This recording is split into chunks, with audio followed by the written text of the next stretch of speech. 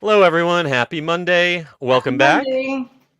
It's October 16th, and we thank you once again for making us part of your Monday noontime ritual.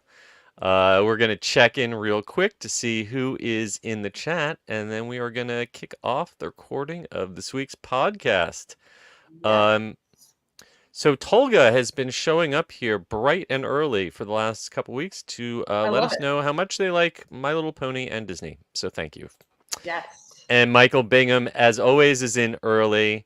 Um, that scene when Mickey said hi to Walt's portrait last night really got him. I think he is referring to the Once Upon a Yes. Studio, Mhm. which is the new animated short. I think they debuted that on ABC last night, and you should also be able to find that streaming on Disney Plus right now. Yes, I'm gonna watch it today on Disney Plus. I read a really sweet story about how they brought back the surviving Sherman brother to Hmm. record "Feed the Birds" on Walt's piano in his office for that.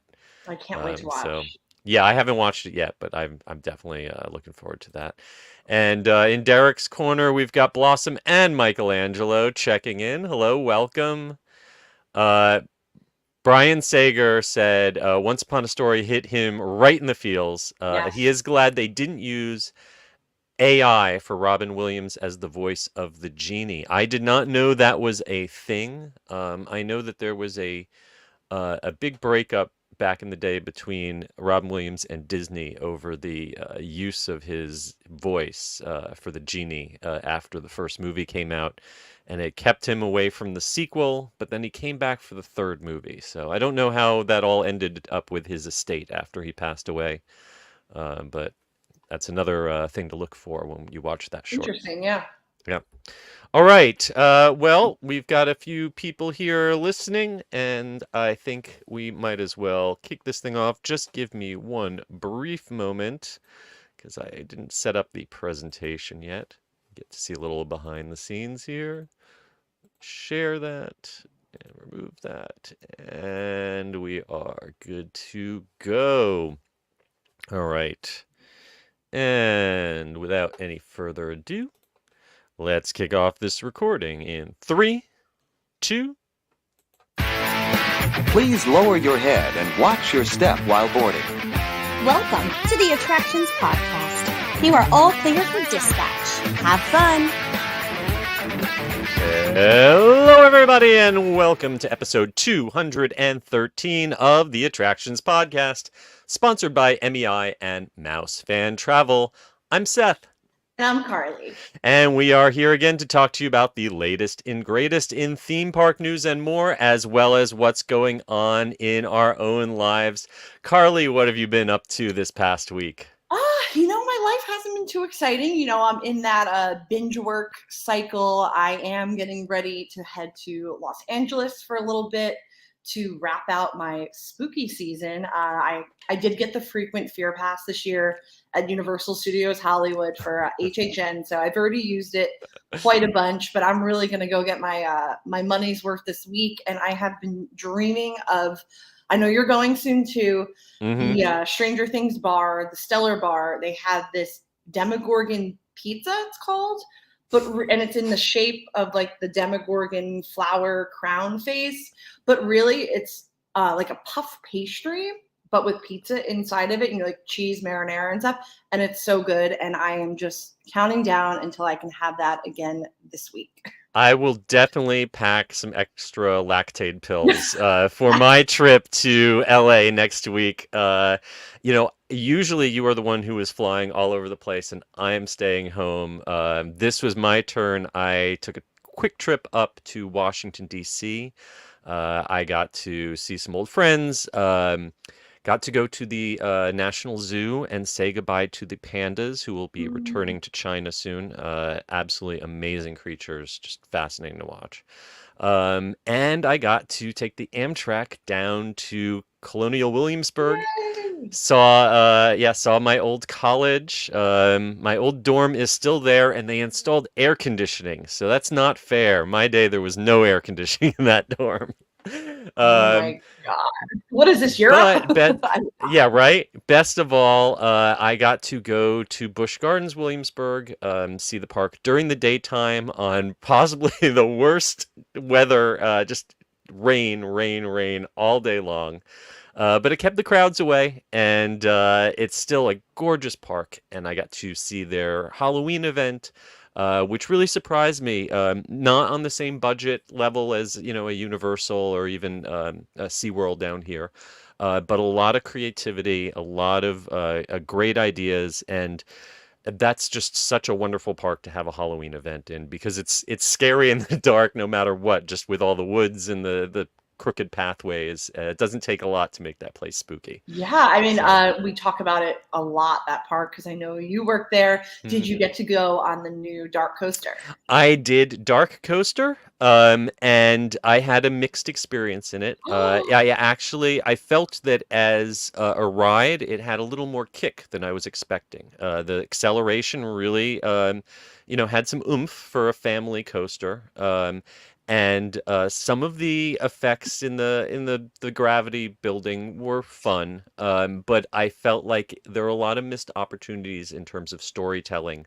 I feel like there was a backstory that was never really properly executed. And most importantly, the operations for that are so bad. I can't imagine that how it was approved to spend that much money on a ride that, by my calculations, never hit 400 people per hour. Wow. Yeah, I'm actually going to be writing a in-depth review of Howl-O-Scream and the park in general for Attractions Magazine coming up soon, and I really hope that the management of Busch Gardens Williamsburg tunes in and reads that when that comes out, because without going too detailed, they have phenomenal potential. That park has so many resources, but a lot of policy and operational decisions are hamstringing it, and I think the employees are the ones paying the price. The frontline employees are paying the price for a lot of misguided decisions in middle and upper management. That I think there's a lot of low-hanging fruit that could be done to make that. It's a world-class park, but right now going there is not a world-class guest experience, and it could be. Right. I mean, it's So, such a bummer, but it's something we see at basically all of the regional parks that aren't, like a Disney or mhm, Universal. There's so much potential, yeah, and it's just operations. yeah, And it's and such a it bummer. and I'll say that even comparing it to the standard of SeaWorld Orlando and Busch Gardens Tampa, there's a lot of room for improvement in the management and operations side in Williamsburg. There's a lot that could be done that would probably save them money because they're nickel and diming themselves into a lot of lost opportunities. And so, folks, if you work for Busch Gardens Williamsburg, please keep an eye on attractionsmagazine.com and take some notes. I can't wait to read. Juicy. Spilling the tea Uh, on a Monday. and most exciting, just before we logged on, I just booked myself a flight to China. It turns out, looks like I will be covering the dedication of Hong Kong Disneyland's new Frozen land for Attractions Magazine. Not something I expected when I woke up this morning, but we'll probably have more information coming up in November on that. So exciting. I would love following the process. And it looks like easily the most immersive land Disney parks has ever done, just from Yes, pictures. And that's, it's hard to get a yes. full gauge in pictures, but And I'm planning on a trip to Japan for next year, so it will be great getting to see Frozen in Hong Kong and then get to see it the next year in Japan at Tokyo Disney so Seas. fun. So, all right. Well, without any further ado, it is time for us to jump into the news in the queue.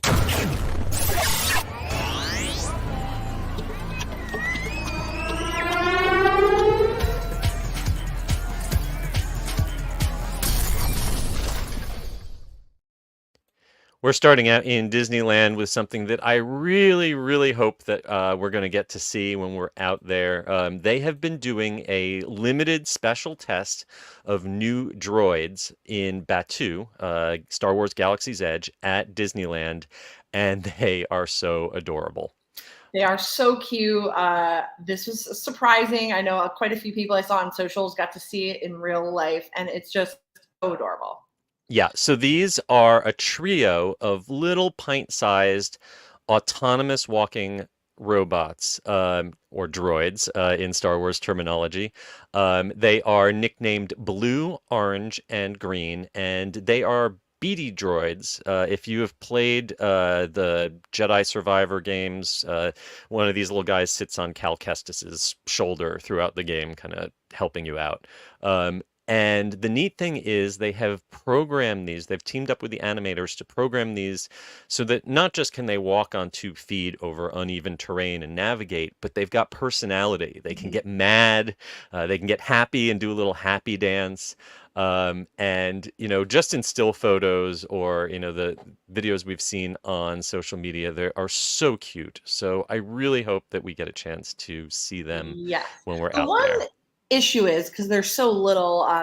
I'm sure if anyone out there has seen like Grogu and The Mandalorian and Galaxy's Edge, there's so many cast members and people around that my experience the few times that I have encountered them was not good, just because they're not out in nature. It's like seeing a celebrity coming out of a hotel with paparazzi around them. It kind of distorts the experience. And with these being so tiny baby, I don't know how you'd really see them.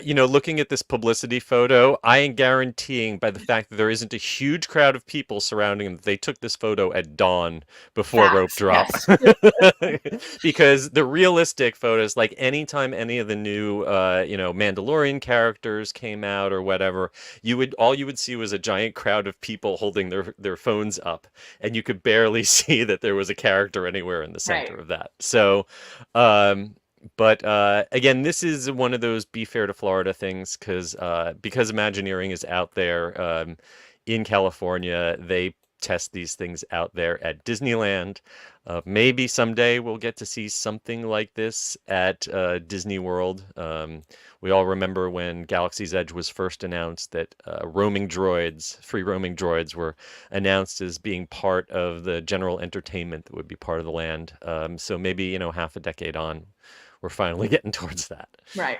But you know what? I mean, safety is an issue, and also people Oh, are unhinged these days where absolutely. and being violent against it. So it's like I totally don't blame. Oh, no. I wouldn't want to send a droid out there on his own. It's Mhm. rough out there for a droid. They could get It is. captured by a Jawa or Yeah. whatever. You never know.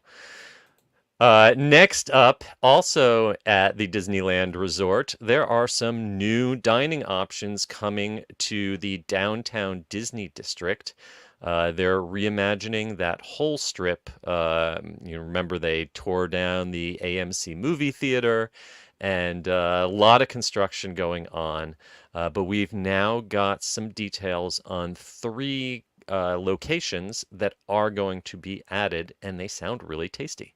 They do. One of them is a chicken chop, which looks very interesting, but it also made me question, I wonder if Clyde's, the current chicken kiosk, is going to be, gone after this. It's kind of odd to have 2 chicken restaurants, although this seems much more of a restaurant and that's just a Absolutely, yeah. kiosk.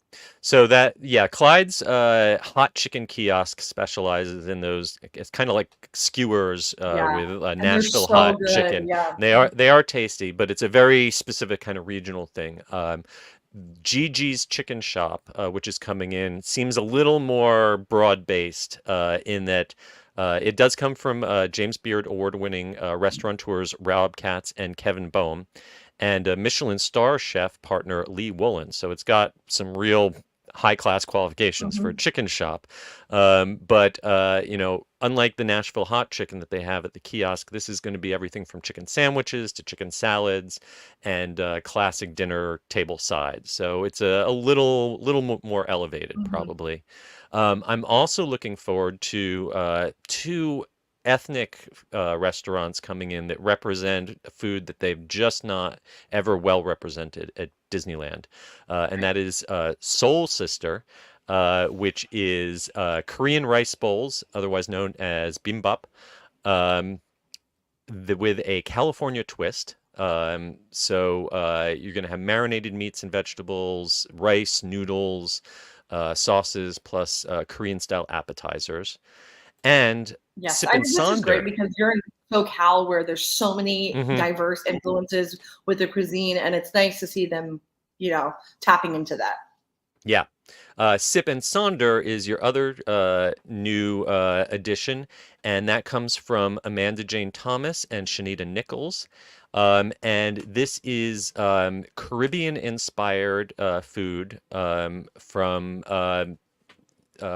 local cafes in LA. It's a kind of a local, homegrown brand that's getting a chance to have a full location inside downtown, excuse me, downtown Disney. Yeah, and I saw Um, they're also doing coffees, which is great yes, because that we need Starbucks. another choice other than Starbucks. Yes, Starbucks and is fine, but it's not the only kind of coffee in the world.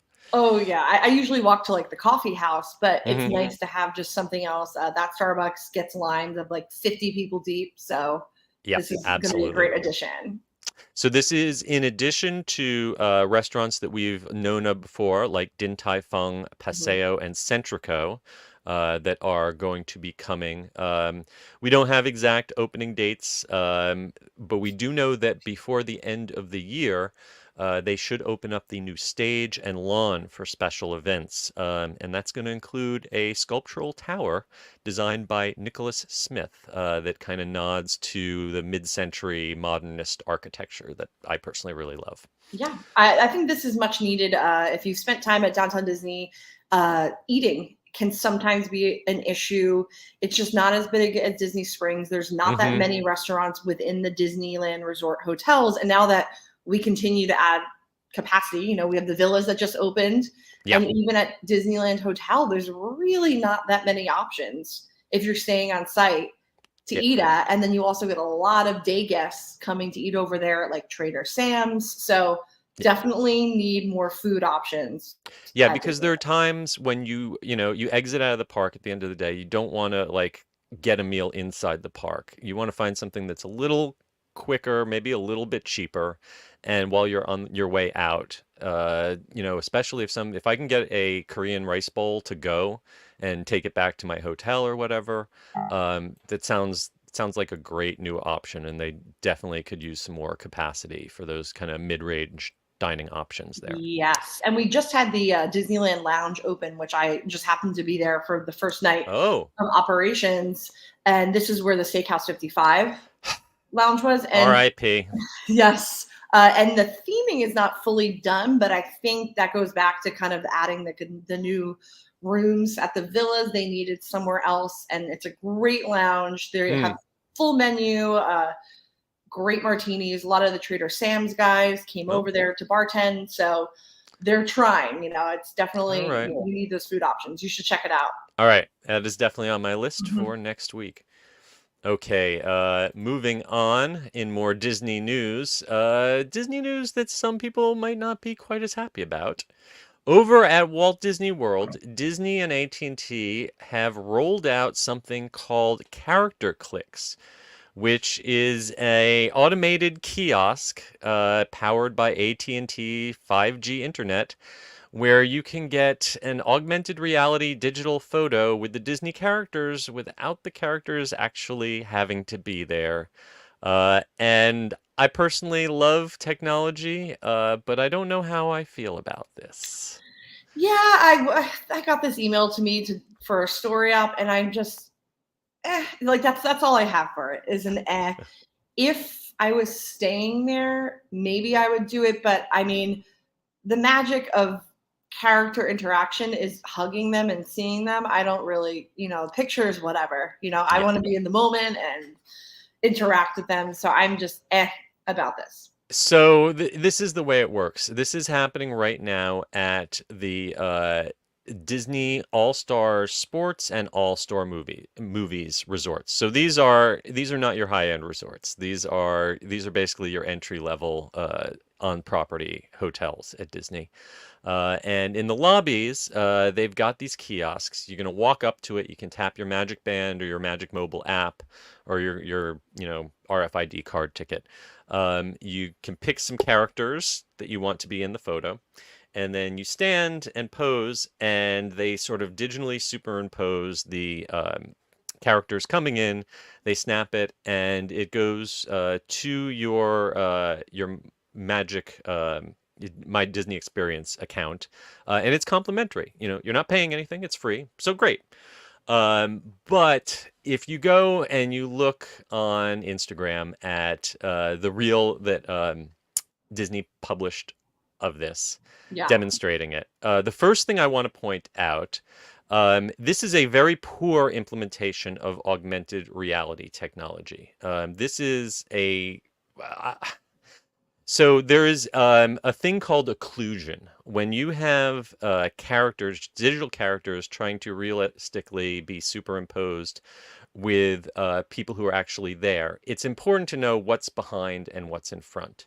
And there's absolutely no reason why they couldn't have included depth sensor in this Yeah. kiosk to be able to recognize the people who are posing and then have the characters properly appear either behind them or in front of them. Instead, they just slap them on top, and you can see right here Minnie Mouse's legs are clearly in front of this woman who is kneeling in front. It looks terrible. It's frankly this is at least a generation behind in terms of augmented reality technology. This is not how it's done. This is not how this works. So does And this mean the Character Palooza buses are going to skip the value resorts now that they have this? well, and that is exactly because Universal, Universal's equivalent to this is like Cabana Bay, and they have the minions show up there on a regular basis in the flesh to take photos with Yes, people and for the free. trolls. It's wonderful. Like almost every time I'm in the lobby, they're there. If you go and you look at this Instagram post, all of the comments right off the top are, "No one wants to see this. We want real characters. Terrible idea. You're just finding a way to not pay performers. Take a picture with real characters. No, thank you." And it goes on and on. I mean, you have to scroll pretty far to find anyone thinking that this is a good idea. So, a nice attempt. I guess it is better than nothing, but is it? I don't know. Discuss. I mean, I saw it and I said, eh. So, I Yeah. mean, and we are like the target audience of all Yeah. of this. So, eh. What is the talk show where they used to do? Is it something or is it nothing? I'm gonna vote it's nothing. Yeah, it just seems like kind of a waste of money. And again, I can totally see them using this as Yep. an excuse to not bring But character bus over there. budget that could have been put into the pockets of performers. That's all I see. All right. Next up, if you are heading over to Animal Kingdom at Walt Disney World and you are hungry to try something new, starting on October 11th, they have rolled out a whole bunch of new food options, and our reporter John Self, who I think has eaten all of them, has a pretty in-depth report at Attractions Magazine detailing them. Yes, I love the food at Animal Kingdom, and they added a lot. It's not just like a few things here and there. It's all There's over, really yeah. a lot, and it's kind of all over, and it's earning a really great, solid food options at Animal Kingdom. So this is exciting. I'm glad that this is happening. Yeah. First up, there's a bunch of breakfast items, and I'd say if there's any Disney park that you're going to eat breakfast at, it's probably going to be Animal Kingdom because it opens the earliest. If you want to rope drop Pandora Rite of Passage, you got to be there bright and early. And the animals are always most active closest to dawn. So this is a good park to start out bright and early at. And if you need to fuel up, they've got some new options. Kind of the headliner is this stuffed pancake sandwich, which is kind of their new signature breakfast item. I want to and try this so bad. Like Yeah. when this came out, this is what stood out to me, and it looks like it's going to be so good. Yeah, it's got sausage, guava paste, egg, and cheese all baked into a little muffin-shaped pastry. And you can get it without the guava if you're not a guava fan. But then you're just boring. You have to do the sweet and salty thing. I think the sweet and salty would really help. It's kind of like having a little bit of, maple syrup on top of your bacon. Yes. So this one you can find at various places around the park: Drinkwalla, Pongu Pongo, Trek Snacks, and various outdoor vending carts. So they're making a big push with this. They've also got a cinnamon roll, if you've got a sweet tooth for breakfast, that is just covered in icing and Disney 100 colored sprinkles. So that'll Yes. get your blood sugar up. Oh yeah, and I feel like these are like easy to prepare and serve from quick kiosks. Like the pancake thing probably holds up pretty well if it's sitting in a heat lamp for a little bit of time. Sure, but this is sure. safe bets. And we've also got Kusafari Coffee Shop and Bakery, kind of right near the front of the park. That's got some new options, including a bacon and egg croissant sandwich and breakfast tachos, because everything goes better with potato tots. Yes, but I also like that it's not just a basic sandwich. Like it has that tomato pepper relish on it. So they're kind of like jazzing it up, which stays in line with kind of overall food and beverage program at Animal Kingdom anyway. So yeah, I love to see it. Then if you're getting hungry for lunch or dinner, there's a bunch of new bowls at Harambe. They used to just have ribs and chicken. Now they've got some new options. This is kind of like Satuli has bowls that are a little bit Asian flavors, and this is kind of similar but with African flavors. So you can get a rice bowl with chicken and shrimp, or just the chicken or just the shrimp. But they've also got beef and lamb kefta pitas, and also an impossible meat kefta. So if you like something with a kind of North African flavor, that's a good option. And they've also got a chermoula marinated chicken salad with quinoa. So that's a good choice. It really all looks good and very fresh. And everything I've ever had there has been good. So I assume that this is probably going to be pretty decent and a nice departure from some of the other options. Yeah. Kusafari's got also got an impossible based pita sandwich and a harissa chicken wrap. And the one that I was maybe most looking forward to, but according to our reporter John Self, who tried it, did not turn out quite as good as I'd hoped. Flame Tree BBQ has vegan burnt ends using impossible meat. And I was kind of hoping those would be good, but I've gotten some mixed reports on them. So maybe instead I will just forget the vegan thing and try the French fries with pulled pork. I know people were flipping out because those have been gone, I think, since like 2018-ish. Yeah. Yes. A great snack, straightforward, but there's nothing wrong with something straightforward. I mean, cheese fries and barbecue pork. How can you go wrong, right? It's the spot. And the fries are really good anyway, so it's perfect. And finally, you want to save room for dessert. They've got a new mango passion fruit cheesecake at Harambe Market that looks really Instagrammable. And I am saving my appetite or my thirst for some of the new Dole Whip refreshments that are at Tamu Tamu. You can get Dole Whip float with coconut rum, which we've seen before. But they've also got a Dole Whip hard cider float made with Ace pineapple craft cider. Yeah. I really like pineapple cider. I really love Dole Whip, and I want to see what they taste like together. No, that looks delicious. That is like the one that stood out to me the most. Cider is so good. Put Dole Whip on top and it makes everything better. Yes, Dole Whip makes everything better always.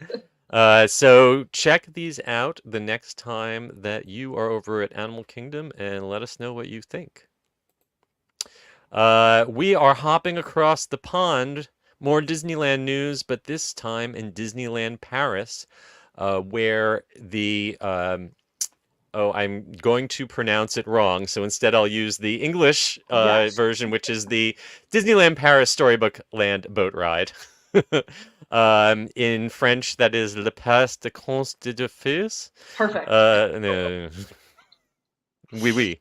My Babel approves. It was an opening day attraction at Disneyland, an opening day attraction at Disneyland Paris, and now it is getting a major update next year with new scenes from Frozen and Winnie the Pooh joining the ride in 2024. Yes, I held my breath when I saw this because I was like, oh, I hope they're not getting rid of the Return to Oz castle, which is like one of the coolest scenes, and they're not. So, Thank God. yes. Yes, so this was kind of one that surprised me when I went to Disneyland Paris. It was kind of low on my radar, but I went on it and I was surprised that it is definitely not a clone of the Disneyland version. It kind of takes the same idea of, scenes, dioramas from Disney classic films, but it's on a much bigger scale. The ones in Disneyland are tiny, tiny, tiny. Yeah. And this is a little grander scale, a little bit more elaborate, and just got really beautiful scenic design, really wonderful theming. And I am excited to see Frozen and Winnie the Pooh join other scenes that are exclusive to Paris's version, like Night on Bald Mountain from Fantasia, Beauty and the Beast, and Tangled. Yes, it's so beautiful to see in person. Pictures are hard to do it justice, and it just kind of fits into the overall nature of how whimsical Disneyland Paris is. It is definitely the most beautiful, the most kind of elaborately just really they went all out with the designs of that park. Everything was just detail to the 1,000th degree. And right now we just have some concept art showing us what the new lands or the new additions will look at, but I'm sure that they are going to integrate really well in with the existing designs. Yeah, beautiful. I can't wait to go back. It is one of my favorite places. Oh, love it. So if you have not seen this yourself, we have a great video of the Storybook Land Canal boats from Disneyland Paris on our YouTube channel. And of course, MEI and Mouse Fan Travel can help you plan a trip out there. And next up, on the high seas, Disney: The Tale of Moana, a new Broadway-style musical production, is going to be debuting exclusively aboard the Disney Treasure, which is the newest Disney cruise ship setting sail in December of 2024. Yes, this is going to be a Broadway-style production in line with the other productions that they have on the rest of the Disney Cruise Line, and I'm wearing my Disney Cruise Line hat just for it. Yes. The first time I ever saw a production on a Disney Cruise Line, my jaw was dropped as a Broadway kid who's probably seen like 100+ shows. The production level was exactly in line with, and the talent was exactly in line with Broadway productions. And absolutely. It absolutely blew my mind. It is not like other cruise line productions, although there are a lot of great ones out there. This is a Broadway level show, and I'm really excited. I love the music in Moana, so I feel like this is going to be a wonderful addition and perfect for the Treasure. Yeah, in my personal opinion, if production shows is something that you go to cruise ships for, if you are a Las Vegas person, Royal Caribbean is your, because they've got these big circus acts, high diving kind of things that are very much like. But if you're a Broadway person, especially if you like Disney stories and Disney music, obviously, but if you like Disney Broadway, then Disney Cruise Ship is the place you want to be, because in addition to their Beauty and the Beast, which is based on the live action remake, but still has kind of a lot of DNA in common with the award-winning Broadway Beauty and the Beast. Wonderful, yeah. And Disney Sees the Adventure, which is something kind of designed exclusively for the cruise ships. This Tale of Moana show looks like the closest we're going to get to a full-on Broadway Moana show, at least for a few years. And they really, it's the the performing talent, but also the production values. I mean, we saw Disney's Aladdin, the Broadway production, the tour come through Orlando, and I think that the Disney cruise ship version was more impressive than the touring Broadway production, in my opinion. I'm with you. A lot of time the tours don't always hold up for Yeah. me. But I can say literally the Beauty and the Beast on the Disney Cruise Line I thought was even better than when I had seen it on Broadway. Yeah. Like, it's crazy. Well, if you want to not just be in the audience, but maybe be a part of this show, the casting directors for this are going to be auditioning performers soon. You can head on over to DisneyAuditions.com and maybe you could sail the world with Moana. All right. Well, oh, and I had that open twice, so let me close that up. Because it's that good. That good. We're going to take a quick break from the Disney news, talk a little Universal Studios. Yeah, we are both heading out there for Halloween, but it's never too soon to start talking about Christmas. And You Do Yule is Universal Studios Hollywood's holiday slogan for 2023. And you can do Yule with Grinchmas and or Harry Potter. Starting on November 24th and continuing daily through January 1st.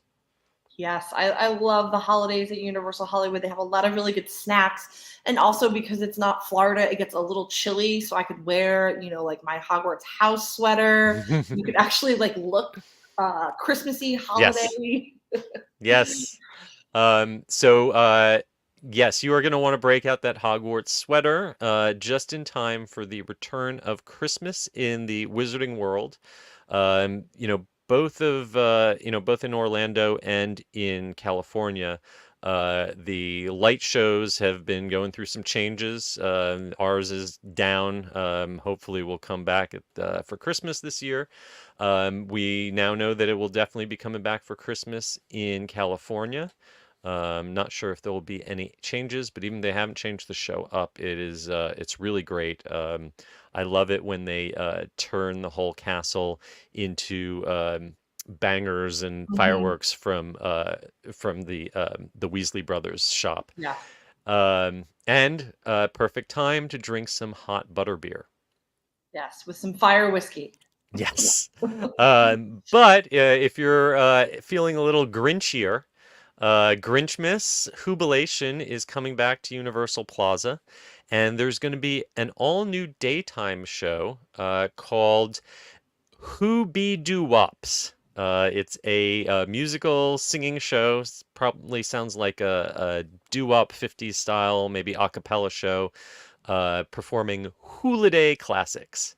Yes, I love Grinchmas at Hollywood. Yeah. They have the benefit of having a plaza that is transformed into Grinchmas. Mm-hmm. So it feels a little bit more immersive. It's just logistically, it's hard in Florida because you're just kind of walking through. But here, the whole plaza becomes Grinchmas. Their characters, all the Who's are incredible. Mm-hmm. You can meet Max, the adorable Yes. little Max. It's so fun. It's great. There's also, of course, the 65-foot tall Grinchmas tree. They do a ceremonial lighting of that every night. And there'll be a daily reading of How the Grinch Stole Christmas with Cindy Lou Who.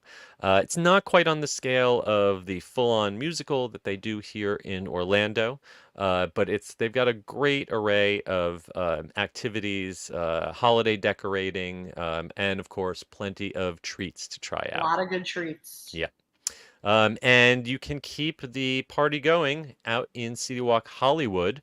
They're going to dress up CityWalk with more than 200,000 LED lights, and there'll be a 40-foot tall Christmas tree to take photos with, and lots of holiday treats at restaurants, including Toothsome, which is going to have a signature seasonal milkshake.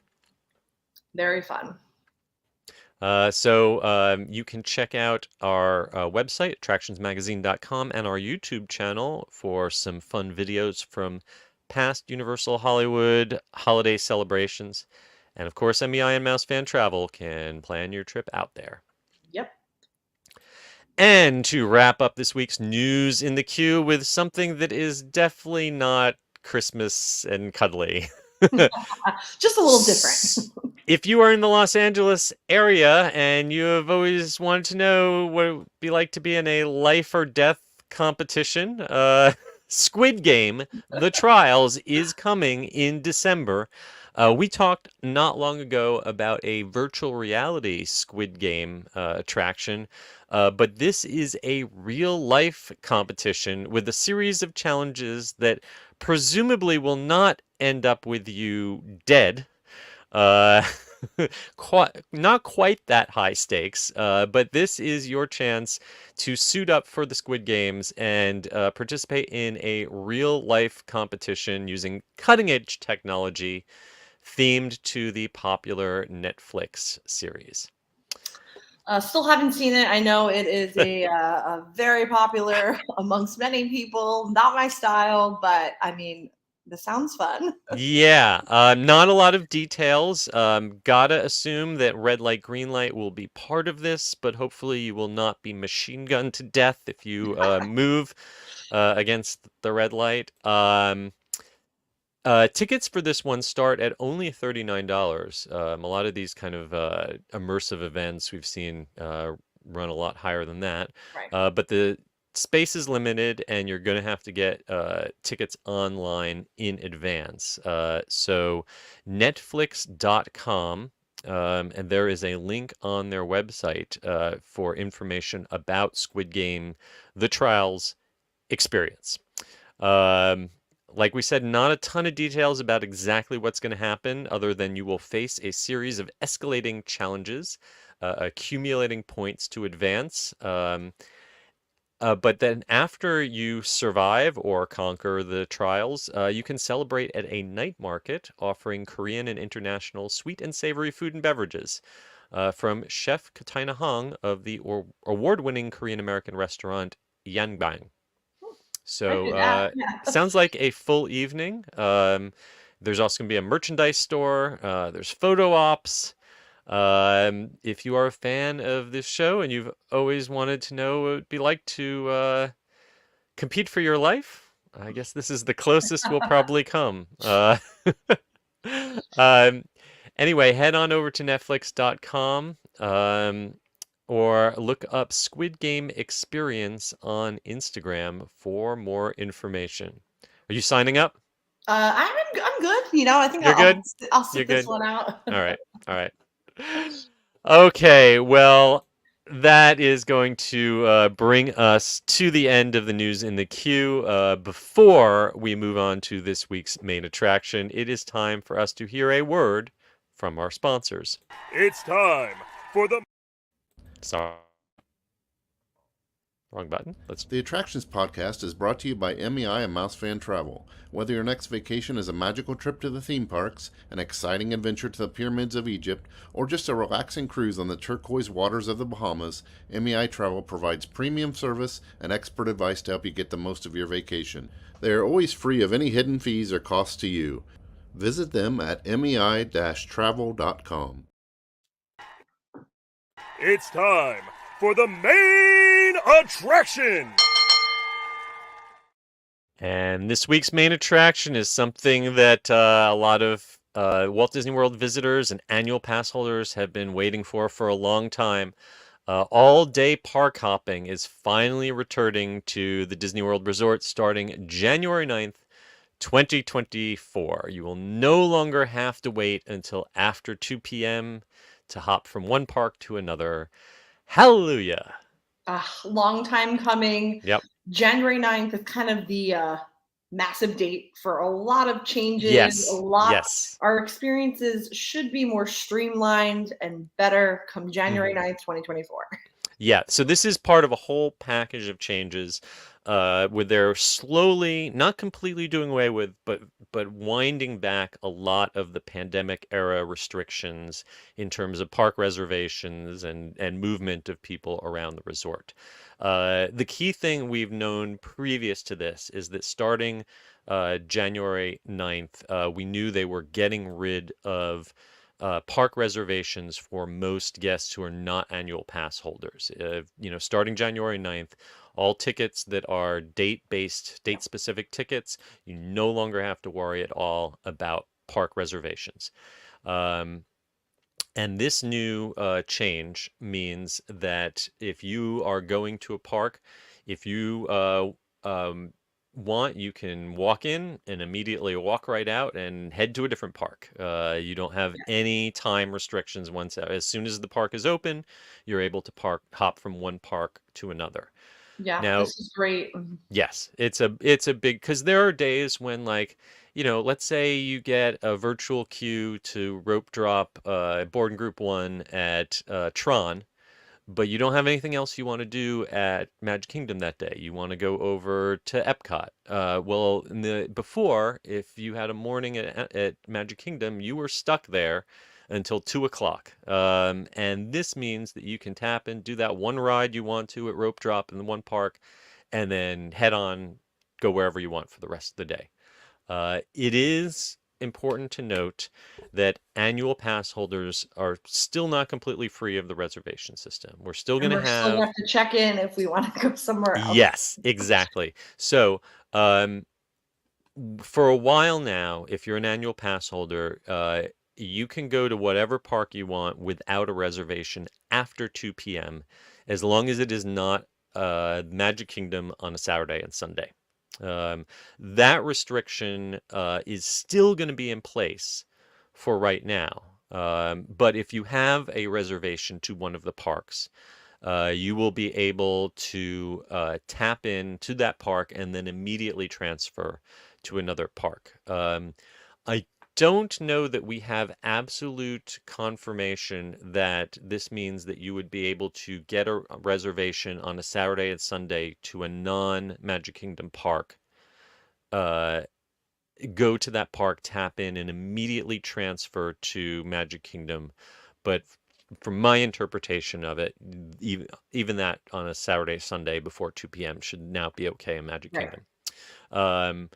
But there is also something to make it even more complicated called Good to Go days. Yes. It's so funny. I mean, I feel like I've written like 10 different things about this, and it's like seared in my mind that it's like I dream about this. There's a lot. There's been so many operational changes, which is great, but it's also confusing. Good to Go days, at least, are pretty straightforward. They're kind of like freebie, no reservation days for annual pass holders. But when this changes, I mean, it hasn't been hard to get a reservation at Disney World as an annual pass holder for a long time. No. So I'm wondering if this change is going to make it harder, or if it's just going to be the same. I'm very curious about that, though. The only time that we are seeing right now reservations book up, they're on specific days for specific parks, and they're usually tied to a promotion or an event. Like when they had annual pass holder previews at Epcot for Moana, and you had to have a reservation for Epcot. That week we saw annual pass holder reservations for Epcot get booked up, but not for any of the other parks. Right. It's a very rare moment. Yeah, it's gotten very rare, absolutely. And previously, you might remember bonus days. There were certain days where you could make a reservation for it without counting against your limit.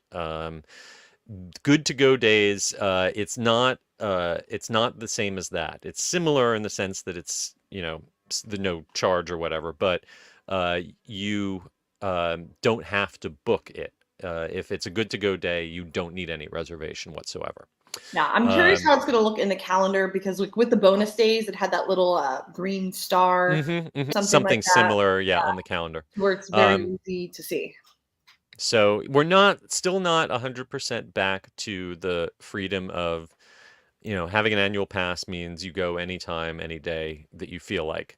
But we're getting closer. However, the theme park gods giveth, the theme park gods taketh away, and what they're taking away now is a little bit more money. Annual pass prices all went up between $30 and $50, so I hope you renewed recently.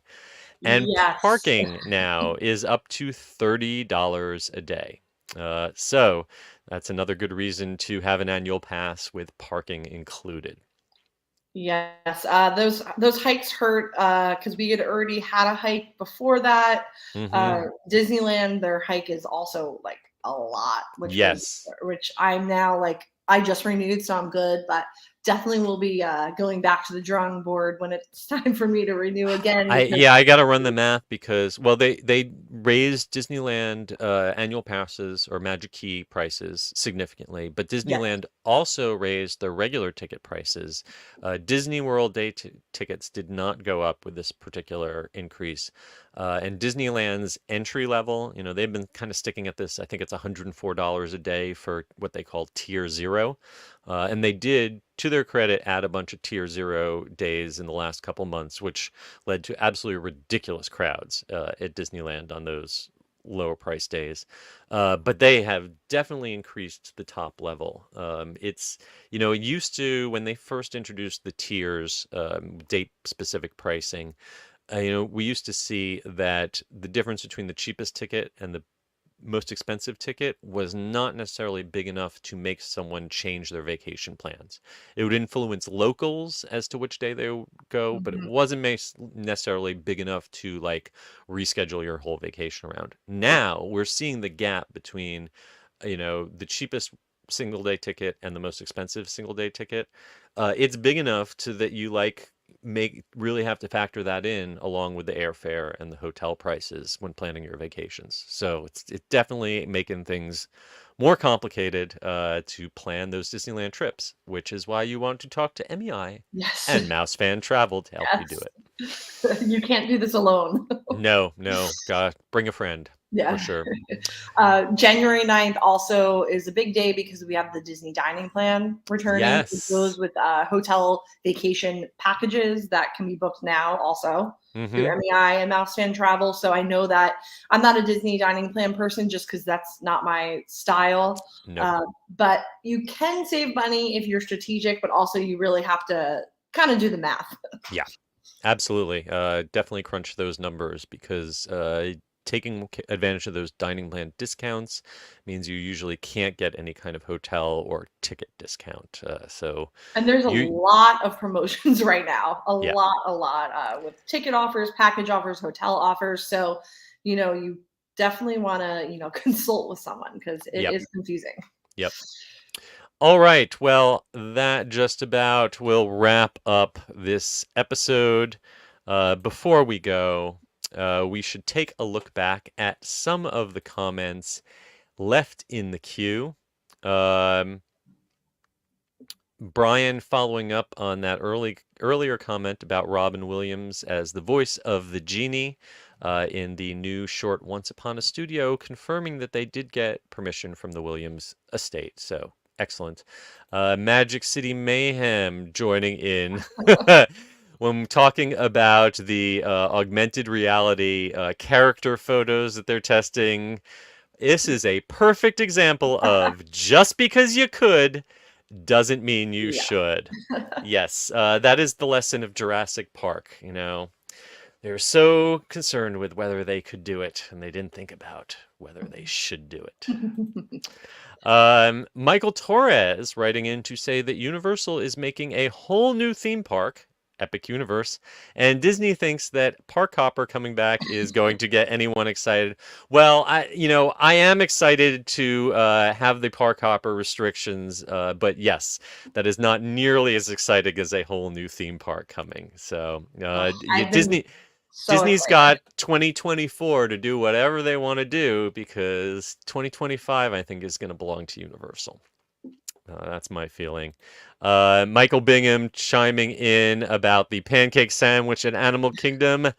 He needs to have one. Let's go. Yes. And well, Michael Torres might not be happy or too excited about the park hopping, but it looks like Michael certainly is. So there's something for everyone. And that's what we aim to bring you here at the Attractions Podcast. All right. Well, please, everyone, we want to give one last thank you to our sponsors, MEI and Mouse Fan Travel. We want to remind you to please give us a rating and review wherever you listen to us, whether that be Spotify or Apple Podcasts. And please follow us at attractionsmagazine.com and search for Attractions Magazine on whatever social media platform you are using. Carly, where can folks find you these days? Yes, I am on Instagram at Adventures by Carly, and I am on Twitter X at Carly Caramana. I'm on all the socials at S. Kuberski, but more importantly, you can find my books at theunofficialguides.com. And until next week, we hope you folks stay safe, try something new, but most importantly, have fun. We will see you all again next time. Bye. Bye.